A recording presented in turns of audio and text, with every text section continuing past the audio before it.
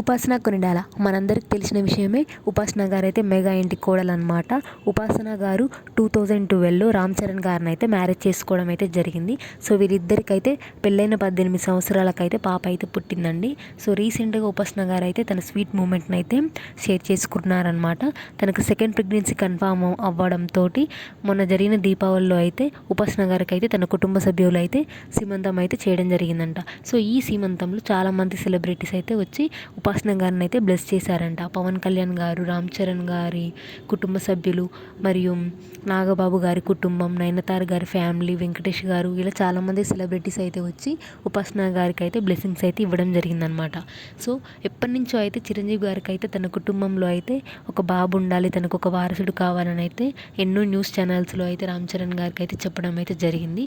So గతంలో చిరంజీవి గారి కోరిక మేరకు అయితే ఇప్పుడు రామ్ చరణ్ గారికి అయితే బాబు పుట్టాలని మెగా ఫ్యాన్స్ అయితే కామెంట్స్ అయితే చేయడం జరుగుతుంది.